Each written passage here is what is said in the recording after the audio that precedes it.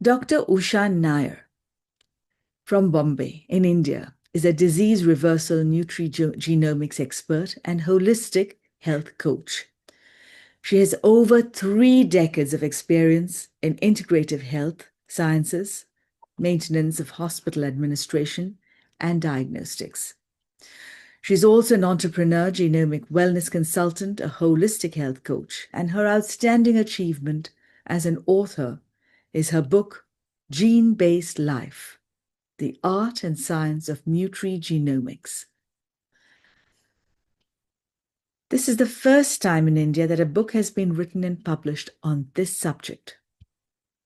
Dr. Usha Nair is highly educated and well qualified with a master's from Symbiosis College, Pune, and a PhD through the Zoroastrian College, and also has a DSc degree and an MBA in healthcare.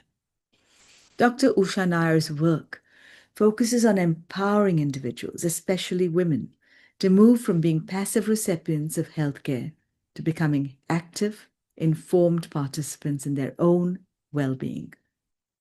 Dr. Nair supports individuals at critical health crossroads, believing that true vitality is the presence of purpose, conscious choices, and sustainable habits practiced daily.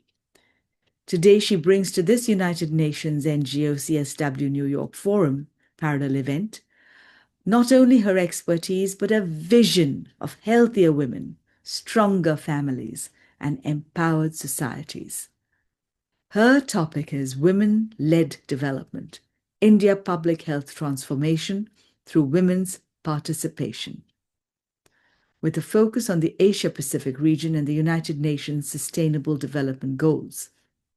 Handing you over to Dr. Usha Nair. Greetings to my dear distinguished dignitaries of the NGO CSW70 Forum, respected Dr. Meher Master Moose Madam, my fellow participants, and the august international delegates and audiences globally. I'm Dr. Usha Nair from Mumbai, India, representing my alma mater, Zoroastrian College, OIUCM, here today. Thank you for the opportunity to present myself year on year at this 70th session of the United Nations Commission on the Status of Women, and I address a part of our review theme. As informed, I'm here to share my viewpoint, being a healthcare activist and socialist. I will talk on women-led development. I cover especially India's public health revolution, touch upon important aspects with reference to obesity and diabetes, and the power of women participation.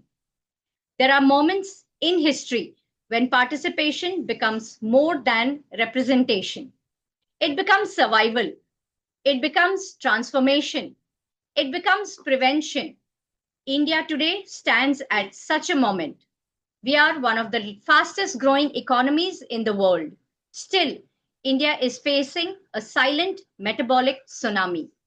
Nearly 100 million people with diabetes, over 135 million living with obesity, and this crisis is no longer confined to cities. Even rural India is rapidly catching up. We are home to one of the largest populations living with diabetes.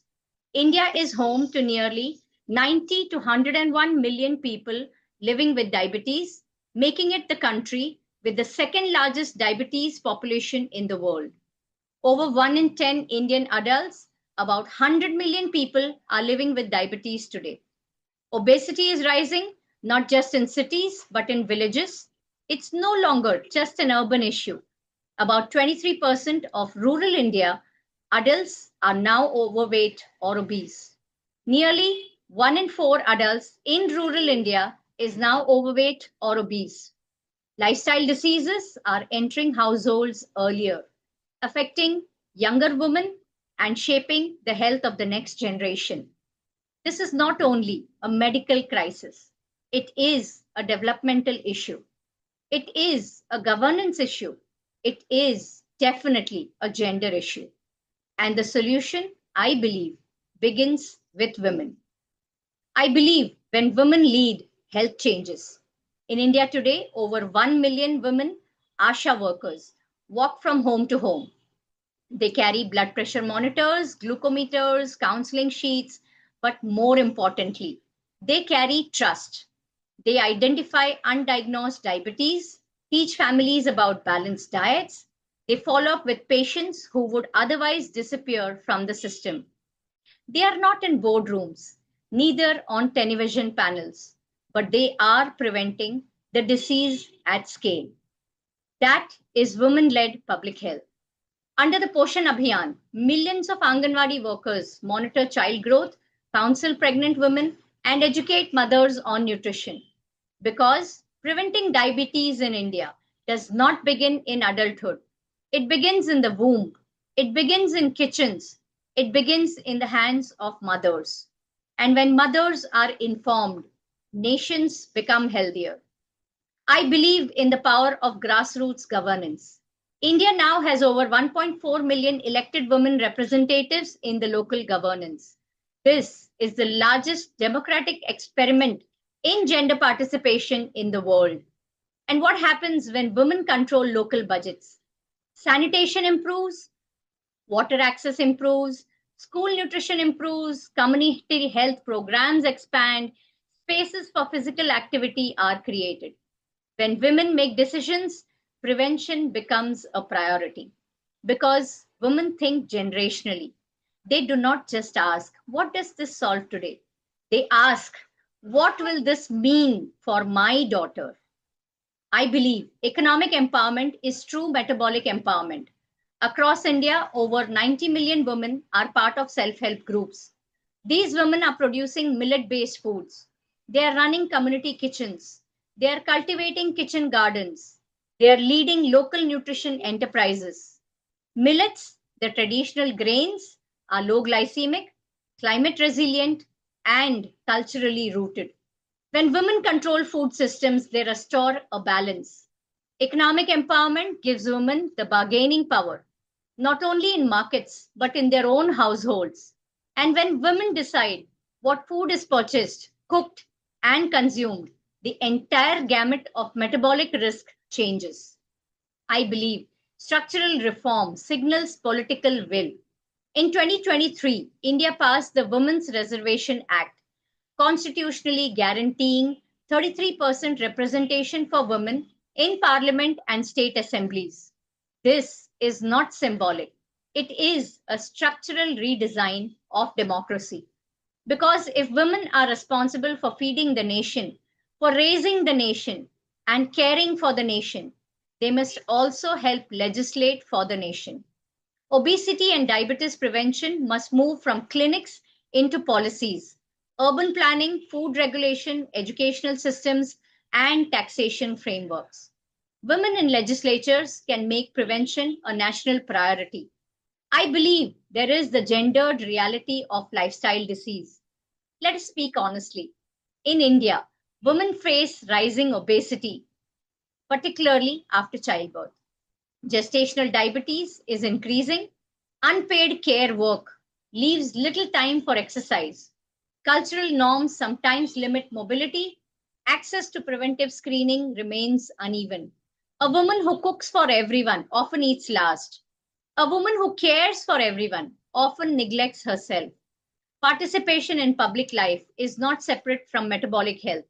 If women do not have time, autonomy, or policy influence, their health cannot improve. Women empowerment is preventive medicine. My journey, my commitment as a healthcare professional working in obesity and diabetes prevention, I have seen the transformation that occurs when women are educated and empowered. I have seen a mother reverse her pre-diabetes and in doing so, transform her family's diet. Husbands reducing 8 kilos post angioplasty during hospital care and also getting their sugars entirely into normal from a glyco-HB of 8.4 to a glyco-HB of 6.4 in just 2 months. I have seen adolescent girls who once felt powerless taking control of their metabolic health through education and being able to reverse a lot of female health challenges in the adolescent years. I have seen communities reduce risk when women leaders take ownership of awareness campaigns. In my work, I focus not only on treating a disease, but on restoring an agency, health literacy, lifestyle transformation, long-term metabolic resilience. Because when a woman understands her body, when she understands nutrition, when she feels confident in decision making, she does not just change her life, she changes her household, she changes her community. This is women led health security. India has given a big message to the world. India's story teaches us something powerful. Women are not beneficiaries of development, they are architects of it. They are not passive recipients of public health policy, they are the engines of prevention. If we want to reduce global diabetes burden, include women in policy food. If we want to reduce obesity, include women in urban planning. If we want intergenerational health, empower mothers with knowledge and autonomy. SDG 5 and SDGs 3 are inseparable. There is no universal health coverage without women's full participation. There is no sustainable development without metabolic health. And there is no metabolic health without women's leadership. My final reflection is when we speak of participation, we must move beyond numbers. True participation means women shaping budgets, women shaping school meals, women shaping public spaces, women shaping national policy, women shaping their own health decisions. Participation is prevention. Representation is resilience. Women led development is not a slogan, it is a strategy for national health survival. As we move forward 2030, let us ensure that every girl in India and across the world grows up knowing that her voice matters, not only in parliaments, but in the policies that determine what her family eats, how her community moves, and how long her generation lives. Because when women lead, nation heal. This is in the true sense women empowerment to her core. She matters. And concluding, here I wish each and every one of you a very happy International Women's Month. Hope you had a great me time, Women on the Day. Stay healthy, stay well, stay blessed, and stay abundant all. Don't shy to ask for help anytime. Signing off, I'm Dr. Usha Nair, available on www.drusanair.com. Over to you, Chair, and thank you, Forum.